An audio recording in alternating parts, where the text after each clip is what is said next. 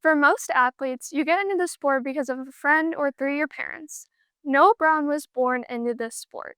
With his father being the head boys varsity wrestling coach, Noah has had to prove himself with the work that he puts in behind the scenes. Probably the first thing is just hard work. He's willing to put in the work. He's been doing this for a long time, and he's had it instilled into him since he was a little kid to work hard, and generally good things are going to happen. So that's probably his biggest thing, and he's very physical, and he does not like losing. I'd say I train about 5 to 6 times a week. I feel like this year I've definitely been a lot more intense and a lot more hardworking than I have last year. 100% all practice. I'd say you always see him wrestling with like seniors or whatever and keeps up with them pretty well. I'd say he's 100% all practice.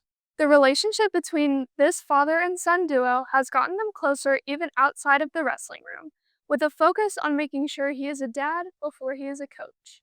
I kinda like when you step in the wrestling room, you kinda have to just think of him as your coach, not as your dad, and it's definitely hard to, like, take that mindset off because I always see him as my dad and not always as my coach. It's complicated. I try to be a little bit more hands off. I try to let a lot of our other coaches direct him so we don't have that conflict between dad and son. But obviously, if I see something that needs to be corrected or I think it's something that he needs to work on, then I'll definitely speak up.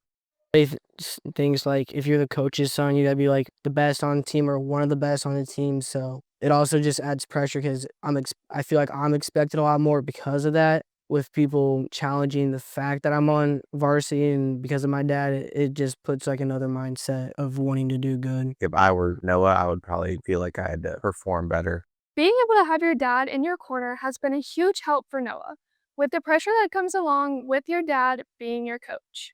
I'm sure there's a lot of pressure there. I've known a lot of other wrestling coaches that have had their own kids go through, and they've all tried to give me a few little tips here and there. Try to be dad first and then be coach second. He's pretty goofy. I mean, he definitely makes remarks that makes a lot of people laugh, but at the same time, he also challenges a lot of people and he's very like gives great advice. I ask him about every year. I'm like, "You want me in your corner, or you want someone else?" And he still wants me in his corner, so I guess that means it's still all right. He knows where he should be as a dad and as a coach, and I'm kind of glad he knows to not push me too hard to where I don't like the sport, but push me enough to where I'm getting pushed and challenging myself. Noah's goals for his high school wrestling career is to be able to place at state after his tough loss 7-2 against Antonio Martinez in round 2 of the Class 4 state championship in 2025. I kind of like just want to remember what happened last year with not placing at state. So that kind of like fuels me to just keep on working harder and harder every practice. Obviously, the idea is to become a state champion as quickly as possible, and then hopefully be able to wrestle in college if that's what he wants to do, as well as have a lot of good memories of this experience.